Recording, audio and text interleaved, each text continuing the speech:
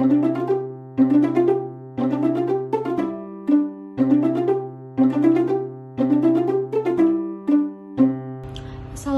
warahmatullahi wabarakatuh. Selamat pagi, salam sejahtera untuk kita semua. Perkenalkan, nama saya Lutfia Maharanto Kalimpo dari Fakultas Psikologi Universitas Bosowa, kelas H.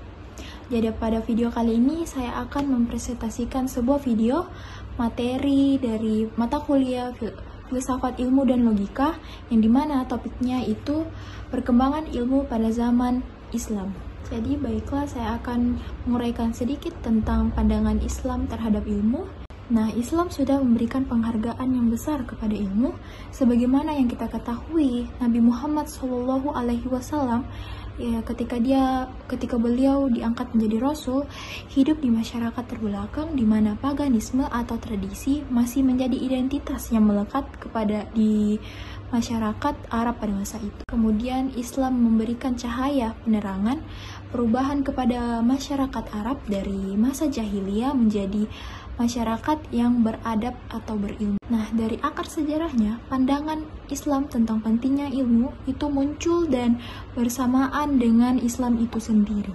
Ketika Rasulullah SAW menerima wahyu pertamanya, yaitu membaca atau Iqra, nah malaikat Jibril memerintahkan Muhammad untuk bacalah dengan menyebut nama Tuhanmu yang menciptakan.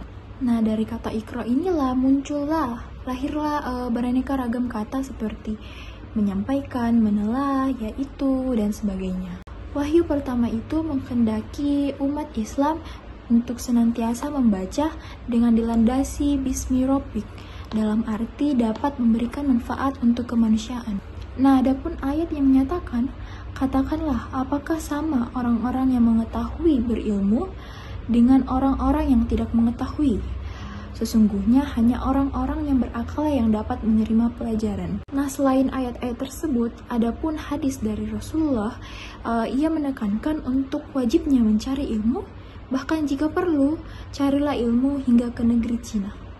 Nah, makanya Al-Quran dan hadis dijadikan sebagai sumber ilmu yang dikembangkan oleh umat Islam dalam spektrum yang seluas-luasnya. Kedua sumber pokok Islam ini memainkan peran ganda dalam pengembangan ilmu-ilmu. Peran pertama yaitu prinsip-prinsip semua ilmu dipandang oleh kaum muslimin terdapat di dalam Al-Quran. Nah, yang kedua, Al-Quran dan hadis menciptakan iklim yang kondusif untuk pengembangan ilmu, untuk menekankan kebajikan dan keutamaan untuk menuntut ilmu. Nah, setelah menyampaikan uraian pandangan Islam ke ilmu, saya akan menjelaskan tentang penyampaian ilmu dan filsafat Yunani ke dunia Islam. Dalam perjalanan ilmu dan juga filsafat di dunia Islam, terdapat upaya yaitu rekonsiliasi, yang artinya mendekatkan, mempertemukan dua pandangan yang berbeda. Bahkan sering sekali ada bentrokan antara pandangan filsafat Yunani seperti filsafat Plato dan Aristoteles dengan pandangan keagamaan dalam Islami. Sebagai contoh konkret dapat disebutkan bahwa Plato dan Aristoteles memberikan pengaruh yang besar terhadap mazhab-mazhab Islam, terutama mazhab eklektisisme. Nah, Al-Farabi dalam hal ini memiliki sikap yang jelas karena ia percaya terhadap kesatuan filsafat, dan tokoh-tokoh filsafat harus bersepakat di antara mereka selama tujuan mereka yaitu kebenaran. Dan bisa dikatakan para filsufus muslim dari Al-Kindi hingga Ibnu Rushd terlibat dalam upaya rekonsiliasi tersebut, mengeluarkan pandangan-pandangan yang relatif baru dan menarik. Menurut C.A. Kadir, proses penerjemahan dan penafsiran buku-buku Yunani di Arab sudah dimulai jauh sebelum lahirnya agama Islam atau penaklukan Timur Dekat oleh bangsa Arab pada tahun 641 Masehi. Nah, bangsa Suria disebut sebagai bangsa yang memiliki peran penting dalam penyebaran kebudayaan Yunani dari timur ke barat. Kalangan umat Kristen Suria, terutama kaum Nestorion, ilmu pengetahuan Yunani disebarluaskan di sekolah-sekolah mereka, walaupun tujuan utamanya itu menyebarluaskan pengetahuan Injil, tetapi ilmu pengetahuan seperti kedokteran diminati banyak pelajar. Pada masa itu juga terdapat banyak pusat-pusat ilmu pengetahuan seperti Ariok, Efesus, dan Iskandaria, di mana buku Yunani dibaca dan diterjemahkan ke dalam berbagai bahasa. Pada masa ini juga ada tokoh Kristen yang bernama Nestorius, yang dimana ia melakukan dekonstruksi atas pemahaman teologi kalangan Kristen konservatif ortodoks. Setelah ia terpengaruh oleh alam pikiran Yunani, ia bersama pengikutnya kemudian hijrah ke Suriah untuk melanjutkan kegiatan ilmu pengetahuan filsafat Yunani. Kegiatan ini menghasilkan terjemahan dari karya Yunani seperti Porphyrius, diantaranya adalah Isagoge, Kategoris, Hermeneutika, dan Analitika Priori. Pusat-pusat ilmu pengetahuan yang dipimpin oleh umat Kristen ini berkembang bebas hingga mereka sampai ke bawah kekuasaan Islam. Nah, ini menunjukkan bahwa Islam tidak hanya mendukung adanya kebebasan intelektual, tapi terbuktinya kecintaan Islam terhadap ilmu pengetahuan dan sikap menghormati kepada ilmuwan tanpa membedakan apa agama mereka. Nah, selanjutnya adapun peristiwa perkembangan ilmu pada Islam, yaitu peristiwa Al-Kubra, yang dimana tidak hanya membawa konsekuensi logis seperti politis, namun membawa perubahan dalam perkembangan ilmu dalam Islam. Nah, pasca peristiwa fitnah Al-Kubra, muncul berbagai golongan yang memiliki aliran teologis tersendiri yang berdasarkan alasan-alasan politis. Pada saat itu muncul aliran Syiah yang membela Ali, terus aliran Khawarji dan kelompok Muawiyah. Adapun dua tokoh yang mencurahkan perhatiannya terhadap perkembangan ilmu, yaitu Abdullah ibn Umar dan Abdullah ibn Abbas.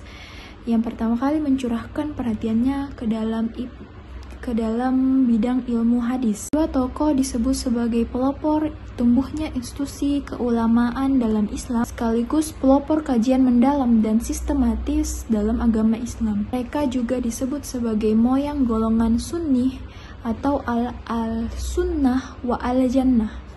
Nah, seperti yang sudah dijelaskan, setelah peristiwa fitnah Al-Kubra, muncul berbagai golongan berdasarkan teologi ataupun politik. Nah, bisa dikatakan juga kalau Islam sejak awal kajian-kajian teologinya sudah berkembang walaupun masih dalam bentuk embrio. Nah, embrio-embrio inilah yang pada masa ke depan akan menemukan bentuknya yang lebih sistematis dalam kajian-kajian teologi dalam dunia Islam. Nah, selanjutnya tahap yang penting dari proses perkembangan dan tradisi ilmu dalam Islam, yaitu masuknya unsur-unsur luar ke dalam Islam, khususnya budaya-budaya Perso-Semitik, Zoroastrianisme, khususnya Mazdaisme, serta Yahudi dan Kristen, dan juga budaya Helenisme, yang disebut belakangan memiliki pengaruh yang besar di dalam pemikiran Islam. Satu sisi ia mendukung Jabariyah, antara lain oleh Jam Ibnu Safwan, dan di sisi lain ia mendukung Qadariyah, antara lain Wasil Ibnu Atta, tokoh dari pendiri Mu'tazilah. Nah, dapat disimpulkan pengaruh Helenisme dan filsafat Yunani terhadap tradisi keilmuan Islam sudah sangat kental, sehingga selanjutnya masih mewarnai pada masa perkembangan berikutnya. Kita masuk perkembangan ilmu pada masa kejayaan Islam. Nah, masa kejayaan Islam terutama pada pemerintahan dinasti Umayyah dan dinasti Abbasiyah, ilmu itu sangat maju dan pesat. Nah, kemajuan ini membawa Islam pada masa keemasannya, di mana saat itu juga wilayah-wilayah yang di luar kekuasaan Islam masih dalam peradaban kegelapan atau Dark Age. Pada masa pemerintahan Al-Mansur, seperti penerjemahan filsafat Yunani ke penerjemahan bahasa Arab, itu sangat pesat. Di masa itu juga diterjemahkan karya-karya astronomi seperti Siddhanta, sebuah risalah India yang diterjemahkan oleh Muhammad Ibnu Ibrahim Al-Fazari. Ada juga karya Al-Khwarizmi, yaitu Siddhanta tapi versi baru. Lalu ada juga Quadripartite Titus karya Pudemey, dan juga ada karya lain yang diterjemahkan satu tim sarjana. Perkembangan ilmu selanjutnya yaitu pada pemerintahan Al-Ma'mun. Ia merupakan pengikut Mu'tazilah dan seorang rasionalis yang memaksakan kehendaknya terhadap rakyat melalui mekanisme negara. Walaupun begitu, beliau berjasa besar dalam perkembangan ilmu di dunia Islam. Beliau membangun Bait Al-Hikmah yang berisi perpustakaan, sebuah observatorium, dan departemen penerjemahan. Selanjutnya, pada pertengahan abad ke-10 terdapat dua tokoh penerjemah yaitu Yahya ibnu Adi dan Abu Ali Isa ibnu Ishaq ibnu Zerah. Yahya banyak memperbaiki terjemahan dari karya-karya Aristoteles seperti kategoris, sofis, poetiks, metafisik, dan karya Plato seperti Timaeus. Laus, Yahya dikenal sebagai ahli logika dan menerjemahkan The Prolegomena of Ammonius dan sebuah kata pengantar untuk isagogenya Hophirus. Adapun tokoh yang bernama Al-Kindi, seorang ilmuwan yang lebih disebut sebagai saintis daripada filsofos, ia berminat besar dalam bidang ilmu matematika dan fisika. Adapun tokoh lain yaitu Al-Farabi, ia melakukan penelitian dalam geometri dan mekanika. Ia juga seorang musikus muslim yang terbesar. Adapun tokoh Ibnu Bajjah, Ibnu Tufail, dan Ibnu Rushd yang bergelut secara intensif dalam bidang kedokteran. Selanjutnya ada Muhammad Ibnu Zakaria Al-Razi, seorang dokter terbesar dalam Islam bahkan seluruh abad pertengahan.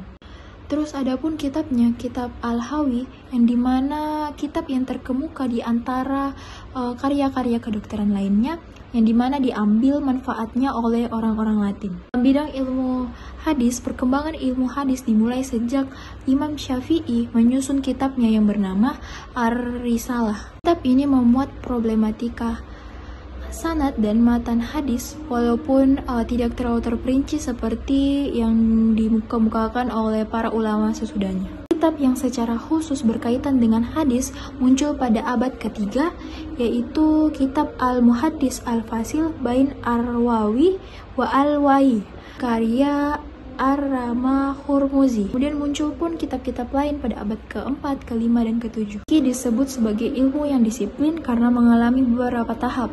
Tahap pertama, pembentukan pada masa Rasulullah, Khula al-Rashidun, hingga paruh pertama abad pertama, abad ke-1 Hijriah. Kedua, tahap pembentukan fikih yang dimulai pada paruh pertama tahun pertama Hijriah hingga dekade awal tahun kedua Hijriah. Nah, pada tahap ini fikih telah berbentuk mazhab. Ketiga, tahap pematangan bentuk dimulai sejak dekade awal abad ke-2 Hijriah hingga pertengahan abad ke-4 Hijriah. Keempat adalah tahap kemunduran fikih yang ditandai oleh jatuhnya Baghdad ke bangsa Tartar dan tertutupnya pintu Ijid oleh para ulama. Terus terjadinya transformasi dari kebudayaan keilmuan Islam ke Barat terjadi karena setidaknya ada dua alasan.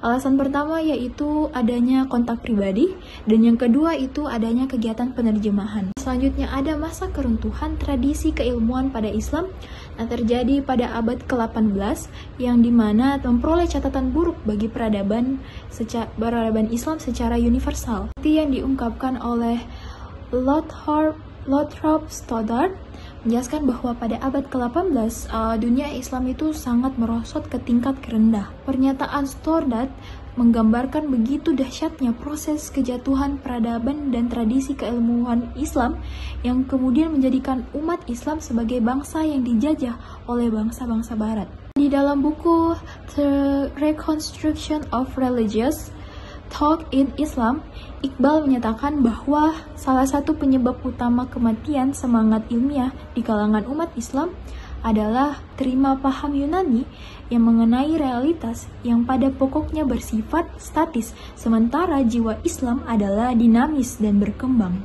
Ia mengungkapkan bahwa semua aliran pemikiran Muslim bertemu dalam suatu teori Ibnu Misakawa mengenai kehidupan sebagai suatu gerak evolusi, dan pandangan Ibnu Khaldun mengenai sejarah. Kegiatan ilmu selamanya bersifat historis karena dirancang, diteliti oleh akal budi manusia yang dimana bersifat historis. Nah, historis itu terikatnya antara ruang dan waktu, terpengaruh oleh perkembangan pemikiran dan perkembangan kehidupan sosial yang mengitari.